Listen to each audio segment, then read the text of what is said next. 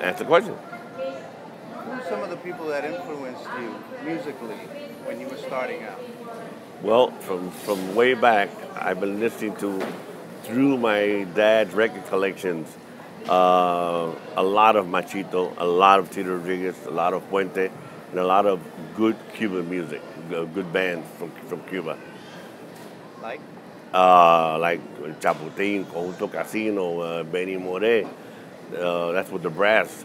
I've been a big fan of Aragon and all the charangas, Arcaño. Uh, just, great Cuban music has been my background and my influence. who were some of the people that influenced you as far as playing? Well, as a bongo player, I mean, I've been listening to Jose Mangual Sr. with the Machito Orchestra for years. One of the best from the Cuban bongo players, Yeyito Iglesias, was one of the best. So he did all those cachao records. Very great bongo player, very tasty bongo player. And then congas, I mean, you have your Mongo, and Tatawini was my favorite. Mongo was great, Batata was great in their times. Uh, there were so many good conga players coming out of Cuba way back in the 50s and 60s, and that's what I was listening to. Please name some of the bands that you played with over the years for an extended period of time. Okay, well, I originally started at the age of not even 17, 16 and a half with Tito Puente. Then I was there a couple of years. I went to Tito Rodriguez band till he broke up his band, and then he moved to Puerto Rico. I went with him with a small group, PR. That fell apart. He stayed living in PR. I came back to New York. I went back to Puente till about 1970. In 70, I got a call from Ray Barreto that Tony Puente had got sick. I did that 2, 3 years, two and a half years. Then out of that Ray Barreto band, we formed Typical 73. And then Typical 73 till that finished, like about 81, 82. And then I went back to Puente when he started the Tito Puente Latin Jazz Ensemble. And I was there till the day he died with the symphony in Puerto Rico. You played with Eddie Palmieri for a while. Oh, yeah, I played with Eddie La Perfecta. Yeah, when he did the Perfecta 2 again. I also played with Eddie in 1966 on the first Perfecta for about 6 months when he went through changes and he changed the band around. He put Cheo in the band. Mike was out. Manny was out. Mikey Collazo, Tommy, and myself. I did that with Eddie for a while.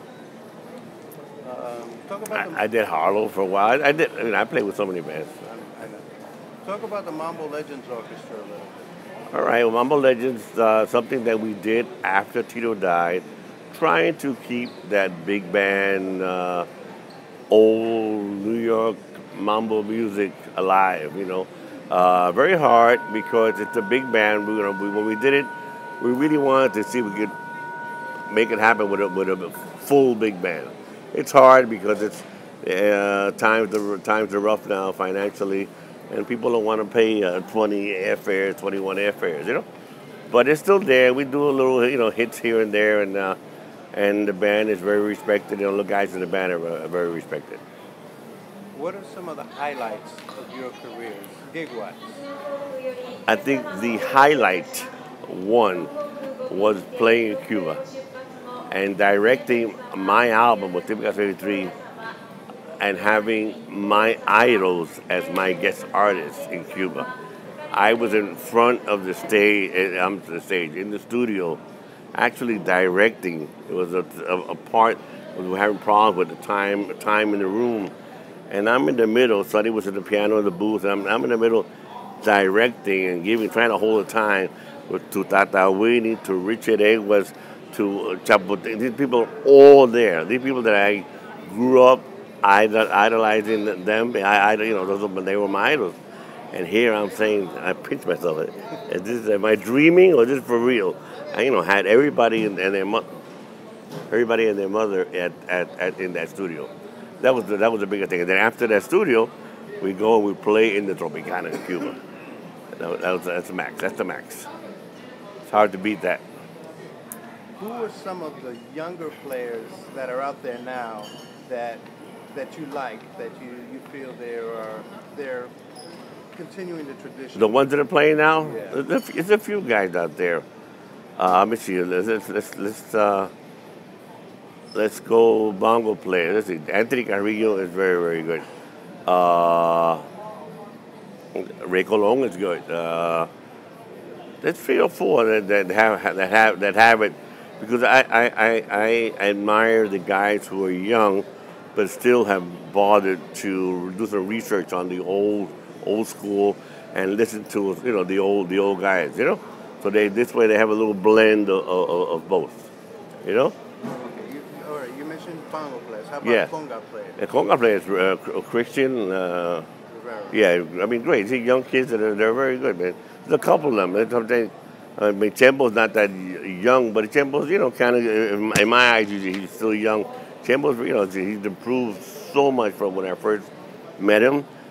He's out there, he's listening. There's a bunch of guys in Puerto Rico that are good. I don't even know some of their names, but it's just a bunch of young cats. But I seem to respect the ones who have gone through the trouble of listening to the old guys.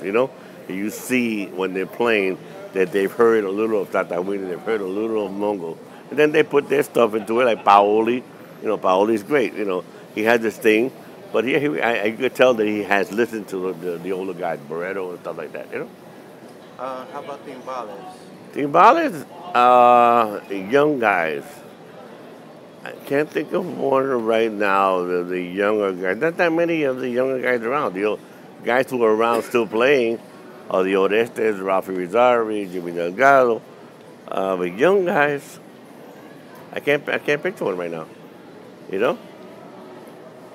Um, are there any words of advice that you'd like to give to the younger musicians who want to get into the music?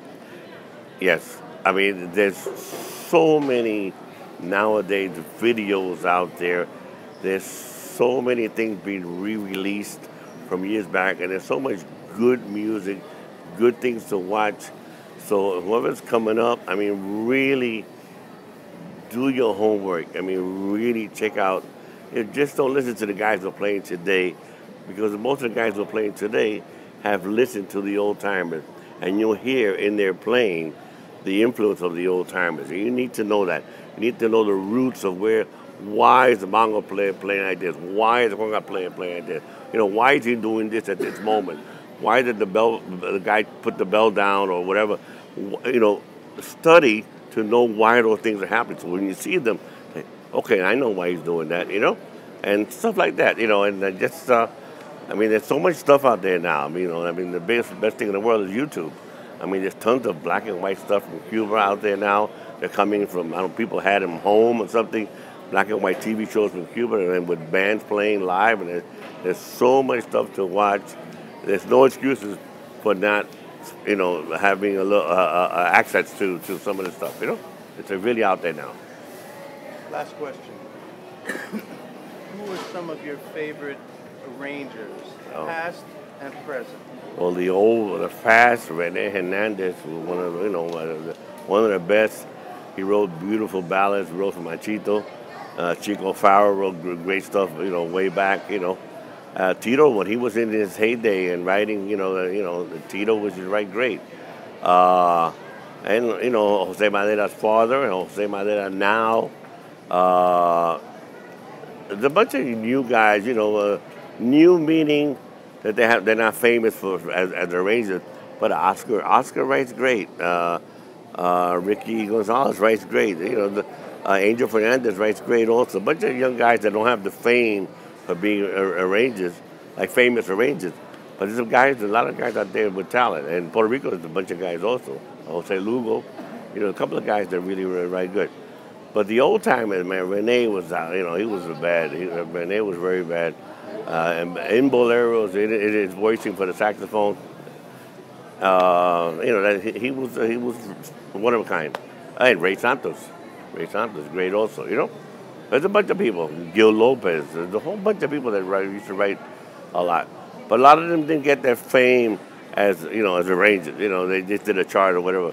But Rene did get, he was like a triple A arranger, man.